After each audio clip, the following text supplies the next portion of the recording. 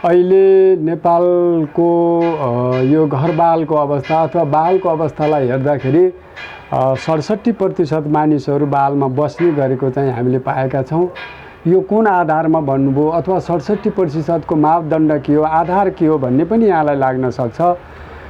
त्यो भनेको घरबाल यहाँ कुनै ठाउँमा यहाँले पनि आफ्नो घरबालमा दिनुभएको छ र कुनै ठाउँमा यहाँले पेसा व्यवसाय रोजगारीको सन्दर्भमा अर्को ठाउँमा बालमा लिनुभएको छ।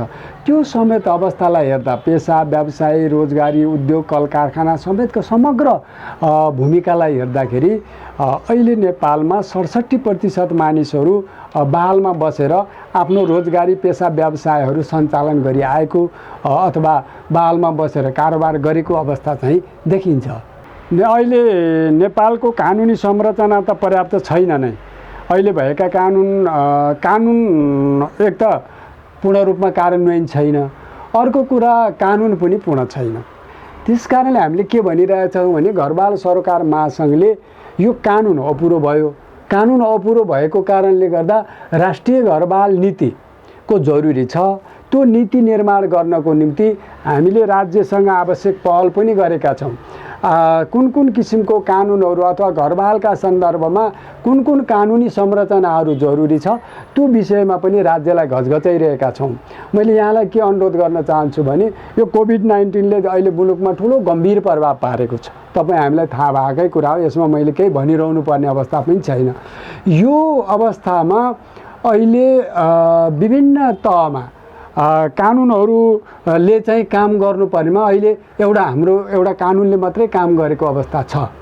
मैले भन्न खोजेको यहाँ हो कि यो जटिल रोग सम्बन्धी ऐनलाई लिएर मात्रै अहिले कार्य सञ्चालन भएको अवस्था छ। तसर्थ यो विषम परिस्थितिमा राज्यले आम नागरिकलाई संरक्षण गर्न पर्ने दायित्व राज्यको हुन्छ। त्यो संरक्षण गर्न पर्ने दायित्व अन्तर्गत रहेर राज्यले विभिन्न किसिमका चाहिँ कानुनहरू निर्माण गर्ने, नागरिकलाई चाहिँ आवश्यक पर्ने कानुनहरू संरचनाहरू विकास गर्ने काम राज्यको हो। र त्यसैले हामीले के भनेका छौँ भने घरबालको सन्दर्भमा पनि अहिले मुलुकमा विद्यमान रहेको कानुनी संरचना अपर्याप्त छ, पूर्ण भएन र भएको कानुन पनि कार्यान्वयन भएन। त्यसैले कानुन चाहिँ निर्माण गर्न जरुरी छ। नेपालमा चाहिँ घरबाल सम्बन्धी राष्ट्रिय कानुन ल्याउनु चाहिँ जरुरत छ र यसको निम्ति हामीले राज्यका निकायहरूसँग के माग गरेका छौँ भने पहिलो कुरा त मुलुकमा विद्यमान रहेको घरबालका सन्दर्भका समस्या पहिचान गर्ने र त्यसको चाहिँ निराकरणका लागि कस्ता कानुनहरू जरुरत छ, के कुरा चाहिँ विषयवस्तु अत्यावश्यक छ र समेटिनुपर्छ भन्ने विषयवस्तुलाई केलाउनको निम्ति राष्ट्रिय घरबाल आयोग चाहिँ पहिलो बनाउनु पर्छ भनेर हामीले माग पेश गरेका छौँ राज्यसँग। दोस्रो, सङ्घीय राज्यमा घरबाल आयोगको कुरा भने प्रदेश राज्यमा चाहिँ घरबाल विभागको कुरा र स्थानीय निकायमा अहिले 3वटा सरकार छ। स्थानीय निकायमा चाहिँ हामीले घरबाल संरक्षण समन्वय समिति बनाउनु पर्छ र यो संरचनागत कुरा भएको साथसाथै घरबालका विवादहरूलाई समस्याहरूलाई समाधान गर्नको निम्ति घरबाल इजलास बाल इजलासको पनि जरुरी छ भनेर हामीले माग गरेका छौँ। यसरी सरसर्ती हेर्दा हाम्रो माग के छ भने हामीले 4वटा कुरा माग गरेका छौँ। पहिलो कुरा घरबाल आयोग हुनु पर्यो सङ्घीय राज्य तहमा र आयोगले चाहिँ बालका सम्बन्धी समस्याहरूलाई चाहिँ एउटा टोकरीमा ल्याएर छलफल गरेर सरकारवाला निकायहरूसँग विज्ञहरूसँग बसेर यसको बारेमा एउटा ठोस विषयवस्तु चाहिँ ल्याउने काम चाहिँ आयोगले गरोस् र विभागले आफ्ना चाहिँ प्रदेश अन्तर्गतका जिल्लाहरूमा भएका घरबालका समस्या पनि त्यसले ल्याउने गर्छ र स्थानीय निकायले त्यसलाई कार्यान्वयन गर्न सहज हुन्छ। र अहिलेको अवस्थालाई हेर्दा हाम्रो 3टा सरकार छ। 3टा सरकारमध्ये सबैभन्दा नजिकको जनताको घर दैलोको सरकार भनेको स्थानीय सरकार हो। त्यसकारण त्यो सरकारलाई मजबुत बनाउनको निम्ति अथवा घरबालका विषयमा सबै आम नागरिकलाई सुरक्षा प्रदान गर्नको निम्ति त्यो घरधनीको पनि सुरक्षा हो र बालमा बस्नेको पनि सुरक्षा हो। यहाँ एक पक्षको मात्रै बालमा लिनेको मात्रै सुरक्षाको विषय खोजेका होइनौँ। हामीले घरधनीले पनि बालमा दिनेहरूको दिँदाको अवस्थामा उहाँहरूलाई पर्ने समस्याको पनि संरक्षण गर्नु पर्यो। त्यसै गरी बालमा बस्नेहरूको पनि संरक्षण हुनु पर्यो दुवै चाहिँ जरुरी छ। त्यति मात्रै होइन, अहिले यहाँले देख्नुहुन्छ नेपालका धेरै अड्डा अफिसहरू, सरकारी अड्डा अफिसहरू पनि भालमा बसेका छन्। उनीहरूको विषयमा पनि हामीले वकालत गरिरहेका छौँ। यो एउटा घर बाल सरोकार महासङ्घ एउटा यस्तो मात्रै संस्था हो नेपालमा, मलाई पहिलो संस्था नै लाग्छ कि तीन पक्षको चाहिँ विषयमा यसले वकालत गर्छ। एउटा सरकारको पक्षमा पनि वकालत गरिरहेको छ, अर्को कुरा घरधनीहरूको पक्षमा पनि वकालत गरिरहेको छ, र तेस्रो कुरा बालमा बस्नेहरूको पक्षमा पनि वकालत गरिरहेको एउटा नमुना संस्था छ। त्यसकारणले यो संस्थाले अहिले माग गरेको विषयवस्तु भनेको घरबालका सन्दर्भमा उचित कानुन ल्याउनु पर्यो, राष्ट्रिय कानुन ल्याउनु पर्यो। त्यो राष्ट्रिय कानुनमा के जरुरी छ भन्दा घरबाल आयोग बनाउनु पर्यो, त्यसको निम्ति बाल विभाग बनाउनु पर्यो, स्थानीय तहमा बाल समन्वय समिति बनाएर यसका समस्या पहिचान गर्ने र ती बनेका कानुनहरूको पूर्ण कार्यान्वयन गर्ने गरी राज्यले छुट्टै घरबाल सम्बन्धी एउटा राष्ट्रिय नीति, राष्ट्रिय कानुन ल्याउन चाहिँ जरुरी छ भन्ने हामीलाई लागेको छ महासङ्घलाई। अब यहाँले राम्रो जिज्ञासा राख्नु भएको छ, महासङ्घले के काम गर्यो, अहिले घरबेटी र बालमा लिने र दिने बिचका दाउपेचहरू चल्या छ भन्नुभएको छ कि हो। अहिले चाहिँ यो विषम परिस्थितिमा मुलुक गुज्रिरहेको छ, यो मैले भनिरहनु पर्ने विषयवस्तु होइन, सबैलाई जगजाहेर छ। यो विषम परिस्थितिमा भोलि घरबालमा बस्नेहरूलाई को पनि संरक्षण जरुरी छ भने घरबालमा दिनेहरूको पनि संरक्षण जरुरत छ, दुवै पक्षको संरक्षण हुन जरुरत छ। त्यसकारणले हामीले गत चैत 1 गते नै 2076 सालको चैत 1 गते अन्य मुलुकमा कोरोना भाइरसले पुर्याएको प्रभावलाई मूल्याङ्कन गरेर मुलुकमा पनि त्यो विषम परिस्थिति आउन सक्छ, त्यसैले गर्दाखेरि नेपालमा त्यो परिवेश आउँदाखेरि अथवा त्यो खालका चाहिँ घटना परिघटनाले नेपाललाई पनि अछुतो रहन सक्दैन, नेपाल पनि त्यो घटना परिघटनाबाट भन्ने मान्यताका आधारमा हामीले चैत 1 गते नै पत्रकार सम्मेलन मार्फत के भनेका थियौँ भने हरेक घरधनीहरूलाई कम्तीमा 50% बाल छुट दिनुहोस् है। विषम परिस्थितिको बेला कसैका पनि रोजगारी पेसा व्यवसायहरू चाहिँ थिर रहने अवस्था छैन, ती पेसा व्यवसाय रोजगारी चाहिँ के भन्दा निरन्तर सञ्चालन हुने अवस्था हुँदैन। त्यो अवस्थामा कम्तीमा यहाँहरूले 50% बाल छुट दिनुहोस्, जसको कारणले गर्दा तपाईँ पनि बाँच्न सक्नुहुन्छ, तपाईँ घरधनी पनि बाँच्नुहोस् र बालमा बस्नेलाई पनि बचाउनुहोस्, हामी दुवै बाँचौँ र एक आपसमा सहकार्य र समन्वय गरेर यो मुलुकको आर्थिक जर्जर अवस्थालाई चाहिँ हामीले ब्यालेन्स मिलाएर लानुपर्छ। किन भन्दा विन विनको सिद्धान्त अन्तर्गत हामी रहेर त्यो 50% बाल छुटको विषयमा आएका हौँ हामीले, र त्यसलाई सपोर्ट गर्दै राज्यले हाम्रो मागपछि राज्यले आग्रह पनि गरेको थियो कि तपाईहरुले कम्तीमा यो विषम परिस्थितिमा घरबाल छुट दिनुहोस् है, छुट दिएर आफ्नो घरमा बस्नेहरूको एउटा असल अभिभावकत्व निभाउनुहोस् है भनेको थियो राज्यले। हामीले पनि त्यही खोजेका हौँ, तपाईँ घरधनीहरूले असल अभिभावक बन्नुहोस्, तपाईहरुलाई पनि हामी केही सहयोग गर्छौं र हामी भाडामा बस्ने बालमा बस्नेहरू, बालमा लिएर चाहिँ पेशा व्यवसाय रोजगारी गर्नेहरूलाई पनि संरक्षण गर्नुहोस् ताकि तपाईको आर्थिक अवस्था पनि निरन्तर चलोस्, त्यसले चाहिँ निरन्तरता कायम गरोस् र बालमा बस्नेहरू पनि सुरक्षित भएर आफ्नो पेशा व्यवसाय रोजगारी चलाउनको निम्ति उचित वातावरण चाहिँ तयार गरिदिनुहोस् भनेर हामीले आग्रह गरेका हौं। र त्यो आग्रहलाई अहिले धेरै घरधनीहरूले सहरका धेरै घरधनीहरूले चाहिँ के गर्नु भएको छ भने कतिपयले 6 महिनासम्मको पनि छुट दिनु भएको छ, कतिपयले 2 महिनाको छुट दिनु भएको छ, कहिले 3 महिनाको दिनु भएको छ, कसैले पुरै दिनु भएको छ, कसैले त्यसमा 50% दिनु भएको छ। यसरी हेर्दा के देखिन्छ भने घरबाल छुटको विषयलाई एउटा संवेदनशील नागरिकको हिसाबले, जो चाहिँ एउटा मानवीय हिसाबले ओतप्रोत हुनुहुन्छ, उहाँ घरधनीहरूले सहजताका साथ बाल छुट दिएको अवस्था छ। उहाँहरूप्रति म घरबाल सरकार महासङ्घ नेपाल सबैलाई शब्दगत रूपमा पनि म हार्दिक सम्मान प्रकट गर्न चाहन्छु, उहाँहरूलाई हार्दिक अभिनन्दन पनि गर्न चाहन्छु म यसै मिडिया मार्फत। यो कीर्तिपुरको घटना जुन छ, शम्भु चौधरीको हत्या भएको छ, त्यो हत्याका सन्दर्भमा घरबाल सरोकार महासङ्घ गम्भीर भएको छ। यसलाई एउटा मानव अधिकारको ठाडो उल्लङ्घन भएको अनुभूति गरेको छ। यो एउटा अपराध हो। यस्तो किसिमको कार्य कुनै पनि घरबेटीबाट हुनु हुँदैन। यो राष्ट्रिय कानुन, संविधान, अन्तर्राष्ट्रिय मानवाधिकार लगायतका विभिन्न मानवाधिकार सम्बन्धी प्रोटोकलहरूले गरेको व्यवस्थाको विरुद्धको कार्य हो, निन्दनीय कार्य हो र यो कार्यप्रति घरबाल सरोकार महासङ्घ घोर भत्सना र निन्दा पनि प्रकट गर्न चाहन्छ। यस्ता कार्यहरू आगामी दिनमा कुनै पनि घरधनीबाट हुनु हुँदैन। यदि त्यसो हुन्छ भने घरबाल सरोकार महासङ्घ चुप लाएर पनि बस्दैन। त्यो विरुद्धमा हामी आन्दोलन गर्न पनि तयार छौँ। हामी नेपालभरमा, मैले यहाँलाई पनि जानकारी गराइसकेँ, नेपालमा भरि 67% नागरिक बालमा बसेर पेसा व्यवसाय रोजगारी सञ्चालन गरेका छन्।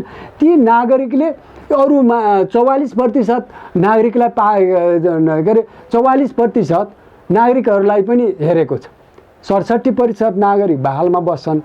ती बालमा बस्नेहरूले सबै नागरिकको आर्थिक अवस्थालाई सुदृढ गर्ने चाहिँ बल पुर्याएको छ। त्यो विषयमा पनि उहाँहरू गम्भीर हुन जरुरी छ र कुनै पनि घरधनीले अब आजको मितिदेखि भोलिका मितिदेखि यस्ता कार्यहरू, निन्दनीय कार्यहरू, मानवता विरुद्धका कार्यहरू, कानुन विरुद्धका कार्यहरू कोही कसैबाट पनि हुनुहुन्न। मलाई लाग्छ यो बौद्धमा पनि एउटा सुरक्षाकर्मी जो राज्यको चाहिँ संरक्षक छ, जो राज्यकोले कानुनको परिपालक हो, त्यो सुरक्षाकर्मीले पनि त्यो बालमा बसेको व्यक्तिका विरुद्धमा कुटपिट गरेर घरबाट जबरजस्ती निकालेको अवस्था छ। यो निन्दनीय कार्यको छ।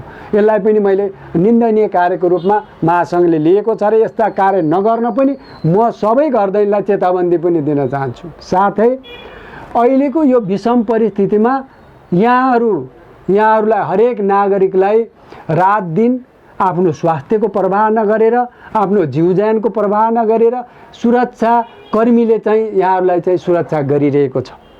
ती सुरक्षाकर्मीहरू घरमा बसेका छन् भने त्यस जबरजस्ती निकाल्ने कार्य पनि गैर कानुनी छ। यो कानुन विरुद्धको काम हो, मानवाधिकार विरुद्धको कार्य हो। यसलाई पनि हामी घरबाल सरोकार महासङ्घ निन्दा र घोर भत्सना पनि गर्न चाहन्छौँ त्यस्ता घरबेटीहरूप्रति। अर्को के छ भने हामीलाई अहोरात्र खटेर स्वास्थ्य सेवामा निरन्तर लागिरहेका डाक्टर, नर्स होला अथवा स्वास्थ्यकर्मी जोसुकैलाई पनि घरबाट निकालिएको घटना परिघटनाहरू पनि हामीले सुन्नमा आएको छ।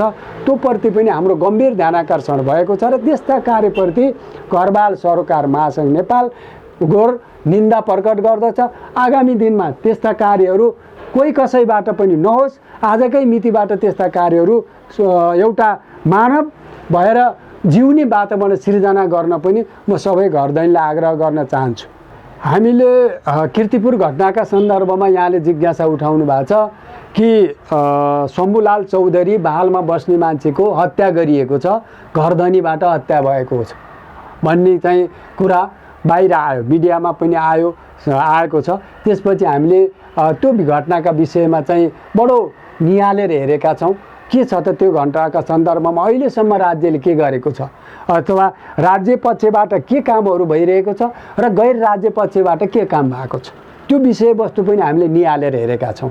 त्यसकारण हामीले अब त्यो घटनाका सन्दर्भमा पीडितलाई चाहिँ कानुन बमोजिम न्याय दिलाउने काममा हामी निरन्तर लाग्नेछौँ भने पीडक जो छ उसलाई कानुनी दायरामा ल्याउनुपर्छ। राज्यको कानुन अन्तर्गत उसलाई कानुनी दायरामा ल्याएर यदि उसबाट गम्भीर खालको अपराध घटेको हो भने त्यो घटनाका बारेमा उसलाई चाहिँ कानुनी सजाय दिलाउनको निम्ति हामी अहोरात्र लाग्छौँ। यसमा विमत नै छैन, दुई मत छैन।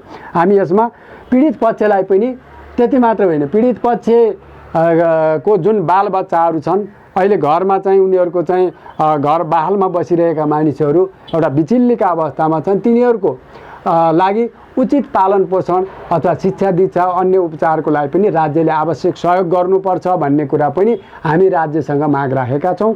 त्यो विषयमा हामी निरन्तर खबरदारी गर्नेछौँ र पीडितलाई न्याय दिलाउनको निम्ति हामी सम्मानित अदालतमा आफ्नो तर्फबाट गर्न सक्ने सहयोग अथवा पीडितलाई पुर्याउन सक्ने सहयोग हाम्रो निरन्तर रहनेछ। घरबालका सन्दर्भमा अहिले मुलुकी देवानी संहिता 2074मा केही कुराहरू त आएको छ, तर त्यो कानुन अहिले म योभन्दा अगाडि पनि यहाँलाई भने कि पर्याप्त छैन। जसरी अहिले यहाँले भन्नुभयो कि घरेलु हिंसाका बारेमा अनि एसिडका विरुद्धका बारेमा अन्य विषयगत कानुनहरू जसरी निर्माण भएका छन् त्यसै गरी घरबाल सम्बन्धी पनि कानुन ल्याउन जरुरी छ।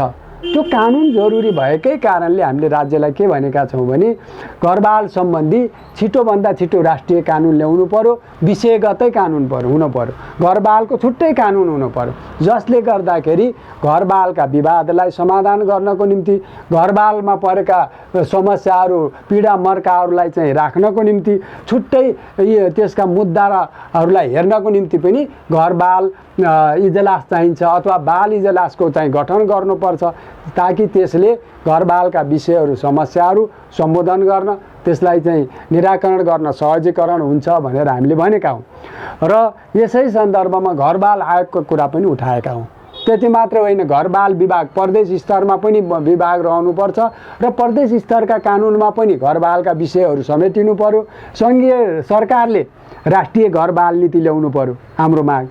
अनि प्रदेश स्तरले पनि प्रदेश स्तरमा बन्ने कानुनहरूमा ती घरबालका चाहिँ विषयवस्तुहरूलाई छुट्टै कानुनी दायरामा ल्याउनु पर्यो, त्यसलाई छुट्टै कानुन बनाउनु पर्छ र स्थानीय निकायले पनि घरबाल सम्बन्धी अहिले स्थानीय निकायलाई चाहिँ कानुन बनाउने अधिकार पनि दिएको हुनाले स्थानीय निकायमा पनि घरबाल सम्बन्धी कानुन हुनुपर्छ र यसको पूर्ण संयोजन गर्ने काम चाहिँ सङ्घीय सरकारले गर्नुपर्छ। सङ्घीय सरकारले यिनी तिनै तहलाई सँग समन्वय गरेर एकत्रित रूपमा कानुन निर्माण गर्ने चाहिँ बाटो खुलाउनु पर्यो, कानुन चाहिँ निर्माण गर्न पर्यो। राज्यमा चाहिँ घरबाल सम्बन्धी राष्ट्रिय नीति असाध्यै जरुरी छ।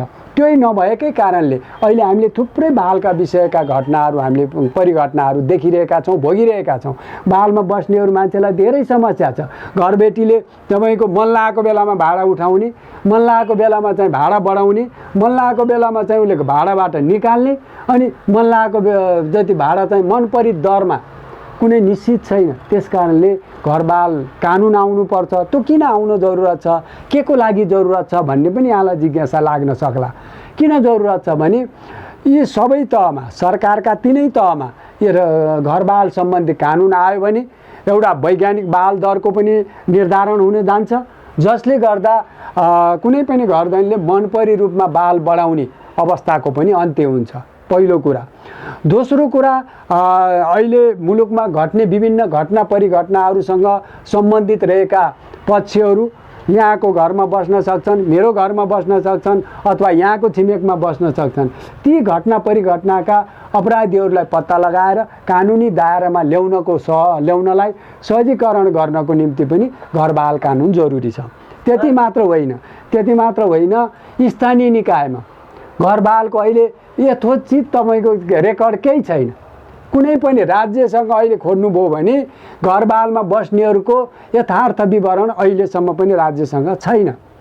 त्यस कारणले हामीले के भनिरहेका छौँ भने कम्तीमा स्थानीय निकायमा एउटा घरबाल समन्वय समिति बनाउने, घरबाल शाखा बनाउने, त्यसले घरबालमा दिने र लिने बिचको चाहिँ आवश्यक कागजातहरू राखेर, प्रमाण राखेर, लिनेको पनि प्रमाण दिने, दिनेको पनि प्रमाण दिने, त्यसलाई चाहिँ एउटा विद्युतीय सञ्चार विद्युतीय माध्यमबाट व्यवस्थित गर्ने पनि यथोचित रूपमा राज्यलाई उठ्ने भयो। त्यसले अर्को फाइदा, राज्यलाई पनि कर आउने भयो। अर्को कुरा, अपराध गर्नेहरूले पनि हामीलाई पहिचान गर्न सजिलो हुन्छ। अहिले तपाईँले देख्नुहुन्छ नि, काठमाडौँ मात्रै होइन, सहरका विभिन्न ठाउँमा थुप्रै कम्पनीहरूले घर बनाएका छन्। हामी एउटा सानो व्यवसाय गर्दाखेरि त्यो व्यवसाय हामी सम्बन्धित कार्यालयमा दर्ता नगरी सञ्चालन गर्न पाउनौँ। यहाँ महिनाको करोडौँ भाडा बुझ्ने व्यक्तिले त्यो बाललाई चाहिँ बाल कर बुझाएको छैन। त्यो त्यहाँनिर पनि के भएको भन्दा ठगी भएको छ। राज्यलाई चाहिँ ठगी गरिरहेको कुरा राज्यको आँखाले देखिरहेछ र पनि राज्य मौन छ। अनि एउटा सानो व्यवसाय गर्ने मान्छे दर्ता गर्न गयो भने जबरजस्ती उसलाई चाहिँ तैँले यतिभन्दा बढी कम भाडा राखेर व्यवसाय दर्ता गर्न पाउँदैनस् भनेर घोक्रे ठ्याक लाउने काम पनि भएको छ।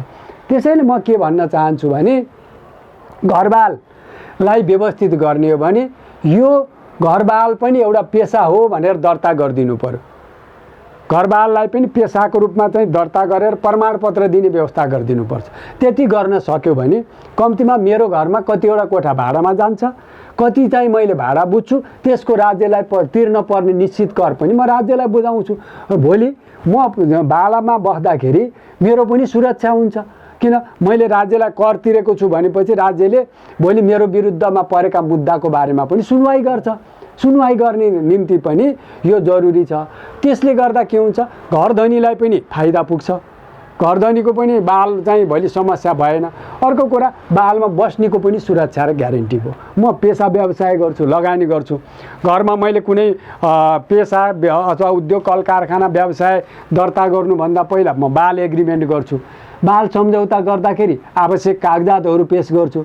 आवश्यक कागजातसहित म स्थानीय निकायमा जान्छु। गएर हामी दुवै पक्ष गएर स्थानीय निकायमा त्यसको दर्ता गर्छौँ। दर्ता गरिसकेपछि भोलि घरधनीले पनि मसँग बोलिरहनु पर्ने आवश्यक भएन, अनि बालमा बस्ने पनि घरधनीसँग झगडा गरिरहनु पर्ने अवस्था भएन। किन त्यो भएन भने बाल सम्झौतामा ती सबै खालका विषयवस्तुहरू किटान गरिएको हुन्छ, जसले गर्दाखेरि भोलि घरधनी पनि डराउनु परेन भने बालमा बस्ने पनि मेरो यति वर्षसम्म म बस्न पाउने ग्यारेन्टी छ। अब अहिले के देखिन्छ भने तपाईँले कुनै ठाउँमा चाहिँ पेसा व्यवसाय गर्नको निम्ति बालमा लिनुहुन्छ, बालमा लिएर त्यसलाई सजावट गर्नुहुन्छ, लगानी गर्नुहुन्छ। त्यो लगानी चाहिँ के भन्दा प्रतिफल आउन भ्याएकै छैन।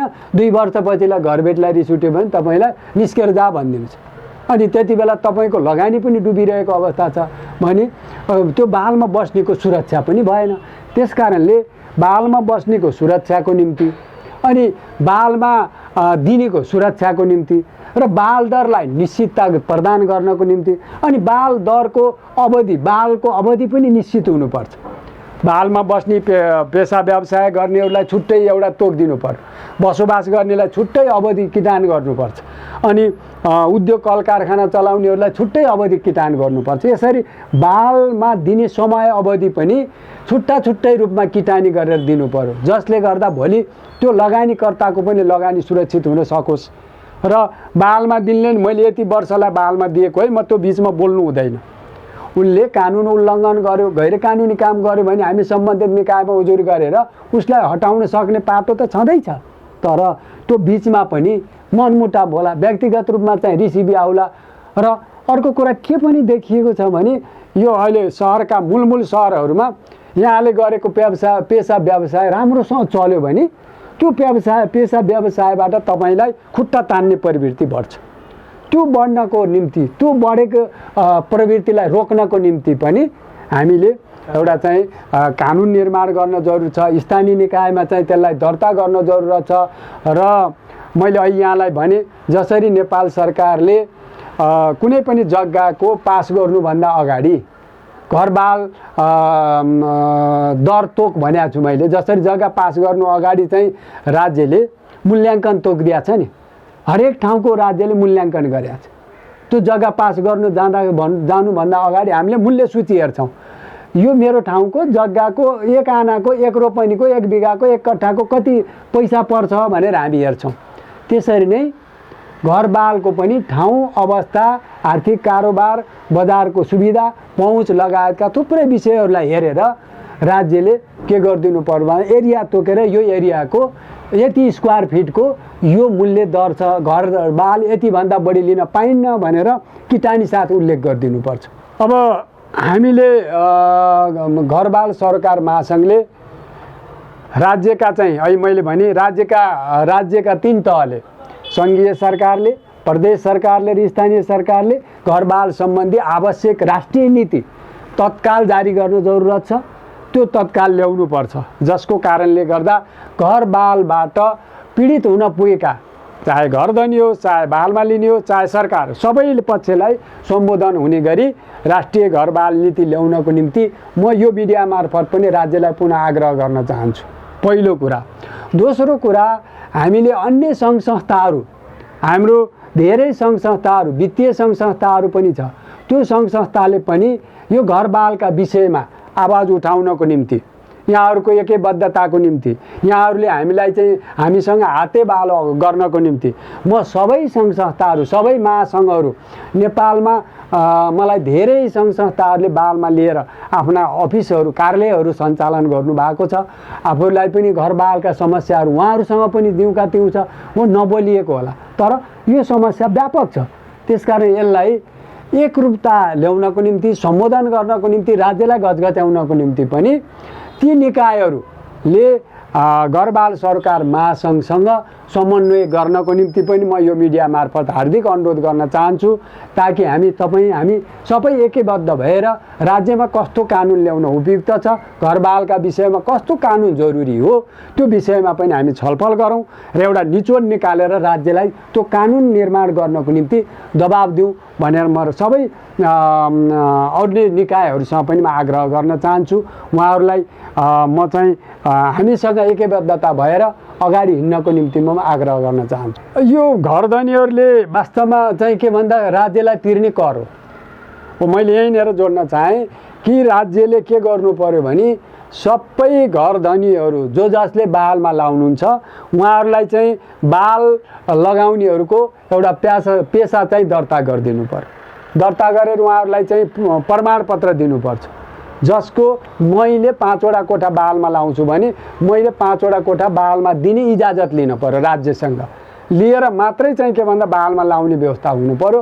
त्यसले गर्दाखेरि एउटा त राज्यलाई कर उठ्छ, यो कर पनि राज्यले के गर्न पर्यो भने घटाइदिनु पर्यो। यो अहिले बढी कर बढिरहेको छ, यो करलाई घटाएर हामी 1%मा झार्दाखेरि पनि मलाई लाग्छ अहिले भएका सम्पूर्ण घरधनीहरूले 1% बाल कर लिने हो भने सबै घरधनीहरू बाल कर तिर्न पनि मन्जुर हुनुहुन्छ, उहाँहरूले तिर्नुहुन्छ पनि। र अर्को राज्यले के गर्न पर्ने मैले देखेको छु भने कर सामाजिक सुरक्षा कोष निर्माण गर्नुपर्छ। कर सामाजिक सुरक्षा कोष भने के हो भने जसले सबैभन्दा बढी कर तिर्छ त्यो कर तिरेकै आधारमा, त्यसका आधारमा उसले भोलि सामाजिक सुरक्षा भत्ता पाउने गरी व्यवस्था गर्न सक्यो भने मलाई लाग्छ सबै घरधनीहरू यसमा खुसी पनि हुनुहुन्छ, सबै मानिसहरू कर तिर्न पनि मन्जुर हुन्छन् र त्यसले करको दायरा पनि बढ्छ। अर्को कुरा कर घटाउँदा जनतालाई यता राहत पनि हुन्छ, अर्को कुरा करको दायरा पनि बढ्छ र आम नागरिकलाई लाभ पनि हुन्छ। भोलि म यति वर्षपछि मैले कर सामाजिक सुरक्षाको सुविधा लिन पाउँछु भनेपछि मान्छे अहिले त्यो कर बुझाउनको निम्ति के भन्दा अग्र पङ्क्तिमा रहेर कर बुझाउने कामको थालनी हुन्छ, राज्यलाई आम्दानीको स्रोत बढ्छ भने एउटा सामाजिक सुरक्षा पनि बढ्छ।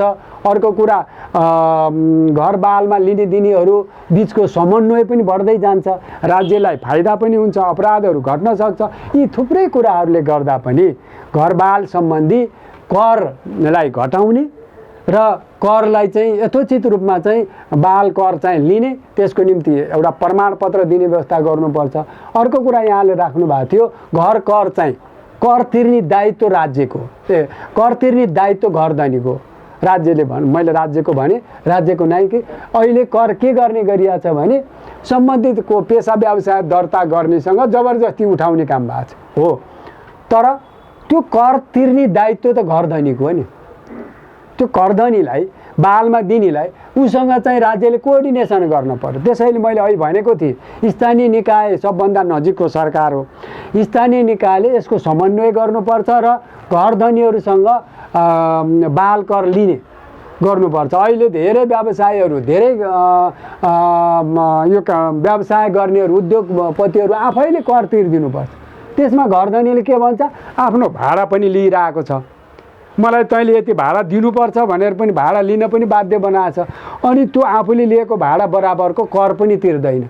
र यहाँनिर ठगी कहाँ भएको छ भने तपाईँले 50,000मा भाडामा दिनुहुन्छ अनि सम्झौता 10,000को गर्नुहुन्छ, 10,000को कर पनि त्यही बालमा बस्नेले तिर्नुपर्छ अनि 50,000 तपाईँले आफूले यता पैसा पनि खानुहुन्छ, यता 10,000को पनि तिर्नुपर्छ गर्दा 60,000को तपाईँले कर पनि तिर्न बाध्य हुनुहुन्छ।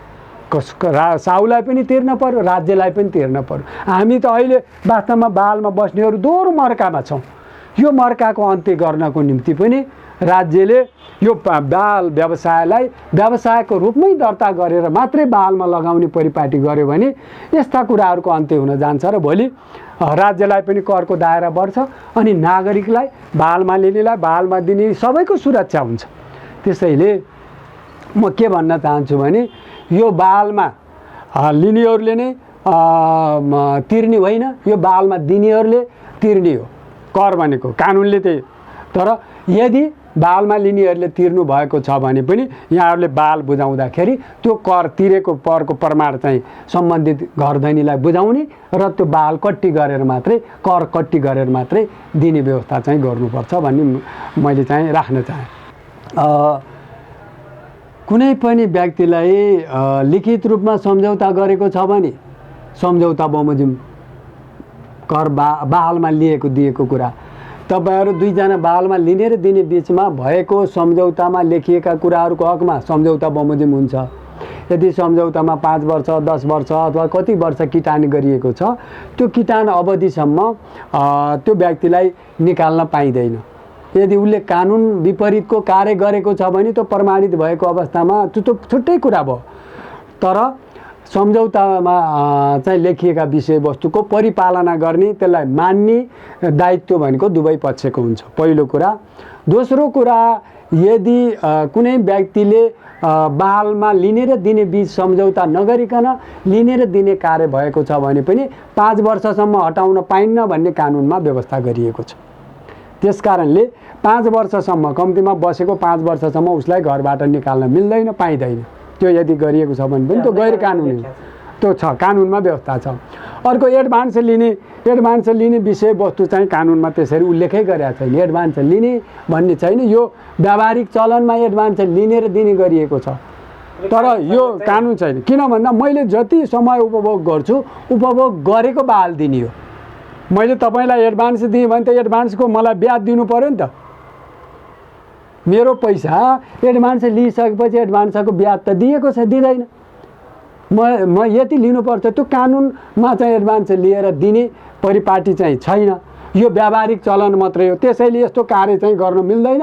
यो गरिएको छ भने पनि त्यो फिर्ता दिनु पर्यो। कसैले एडभान्स लिनु भएको छ, घरधनीहरू यहाँहरूले सुनिरहनु भएको छ भने पनि आजैको मितिबाट जससँग तपाईँले एडभान्स लिनु भएको छ त्यो फिर्ता दिनुहोस्। म यहीँबाट पनि आग्रह गर्न चाहन्छु। र अर्को कुरा, त्यति मात्र होइन, फिर्ता नदिएर मान्छेको पैसा चाहिँ फिर्ता दिन नमान्ने गरेको अवस्था पनि छ। त्यसैले यदि त्यस्तो कार्य भएको छ भने त्यो गैर कानुन हो, त्यस्तो कार्य चाहिँ बन्द गरिनुपर्छ भन्छु म। अनि वर्षपछि बहाल बढाउने जबरजस्ती निकाल्ने कुराहरू छन्, यहाँ कुराहरू यो गर्न मिल्छ कि मिल्दैन? होइन, जबरजस्ती त कोही कसैलाई पनि निकाल्न मिलेन। मैले अघि भने यदि लिखित गरेको छ भने लिखत अनुसारको चाहिँ कार्य गरेको हुनु पर्यो। सम्झौतामा लेखिएका विषयवस्तुको उल्लङ्घन गर्यो अथवा गैर कानुनी काम गरेको प्रमाणित हुने अवस्था आयो देखियो भने, प्रमाणित भयो भने मात्रै उसलाई निकाल्ने हो। नत्र लिखित गरेको अवधिसम्म उसलाई चाहिँ बस्न दिनुपर्छ। तर के छ भने घरधनी स्वयंलाई आवश्यक पर्यो भने पनि निश्चित अवधि सूचना दिएर मात्रै निकाल्न पर्यो। तर आवश्यक परेको कुरा देखिनु पर्यो।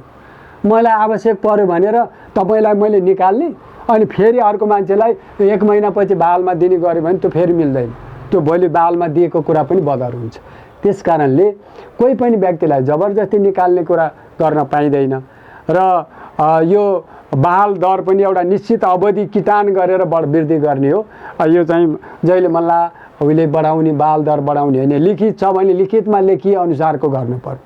2 वर्षपछि यति % बढाउने भनेको छ भने त्यो अनुसार हुनु पर्यो। तर यहाँ के देखिन्छ भने अब यो कोरोनाको यो विषम परिस्थिति छ। यो परिस्थितिमा अहिले पेसा व्यवसाय रोजगारीहरू सबै गुमाएका छन्। रोजगार सबै गुमेको छ, पेसा गुमेको छ, आर्थिक चलखेल चाहिँ न्यून छ। यहाँले देख्नुहुन्छ नि अहिले सहरका चाहिँ धेरै ठाउँमा हिँड्नुभयो होला यहाँहरू मिडियाकर्मीहरू। यहाँहरूले के देख्नुहुन्छ भन्दा सबै धेरै सटरहरू बन्द भएका थिए, अहिले पनि खुलेका छन्। तपाईँहरूले खुले पनि यहाँहरूको आँखा अगाडि प्रशस्त ग्राहकहरू आएको, ती सामानहरू खरिद गरेको अवस्था छैन। किन यो विषम परिस्थिति आयो? यो विषम परिस्थितिले के देखायो भने राजधानी लगायत नेपालका मूल सहरको आर्थिक स्रोतको मूल माध्यम भनेको बाहिरबाट आउने नागरिक रहेछ भन्ने प्रमाणित भएको छ। त्यस कारणले म के भन्न चाहन्छु भने तपाईहरु बाहिर भाडामा बस्न आउने मान्छेहरूलाई अपहेलना नगर्नुहोस्, उहाँहरूलाई सम्मान गर्नुहोस्, सम्मानपूर्वक राख्नुहोस्। हिजो लिएका बाल तपाईले मैले यति ल्याएको थिएँ, अहिले बढाउँछु, मेरो यति % बढ्यो भन्ने कुरा गर्नुभयो भने यहाँहरुका सबै घरका भोलि खाली हुन सक्छ। किन खाली हुन सक्छ भने तपाईको आफ्नो जबरजस्तीले गर्दा खाली हुन्छ। तपाईले भाडा बढाउन उद्धत हुनुहुन्छ, तपाईलाई बढी पैसा चाहिएको छ, तर अहिले आम नागरिकमा यो विषम परिस्थितिले आर्थिक अवस्था गिर्दो छ। त्यस कारणले पनि तपाई घरधनीहरू सबै संवेदनशील हुनुहोस् र अहिलेको यो विषम परिस्थितिमा हिजो लिएका बाल दरलाई यति नै हो भन्ने कुरा नजानुहोस्। अहिलेको परिस्थिति अनुसार चाहिँ हरेक चीजको मूल्याङ्कन गर्न जरुरत छ। यहाँहरूले कहिले हामीले चाहिँ गरेका छौँ नि, यहाँ बजारमा जाँदाखेरि कहिले त्यही वस्तुको मूल्य बढेको हुन्छ, कहिले त्यही वस्तुको मूल्य घटेको छ। हो, यसरी नै घरका तपाईको बाल पनि कहिले बढ्न सक्छ, कहिले घट्न सक्छ। अहिलेको विषम परिस्थिति भनेको घटाएर भए पनि कम्तीमा तपाईको आर्थिक कारोबार थोरै भए पनि आर्थिक कारोबारले निरन्तरता पाओस्। त्यसको निम्ति तपाईको घरमा बसेर पेसा व्यवसाय गर्ने, रोजगारी गर्ने, उद्योग कल कारखाना खोलेका हुन्, विद्यार्थी हुन्, दलित गरिब मजदुर जोसुकै हुन्, जोसुकै भए पनि तिनीहरूलाई चाहिँ कम्तीमा यहाँले विवेक प्रयोग गरेर यी घरमा चाहिँ यिनीहरूलाई पनि हामीले संरक्षण दिनुपर्छ। यिनीहरूलाई संरक्षण गर्न सक्यो भने मेरो आर्थिक पनि संरक्षण हुन्छ।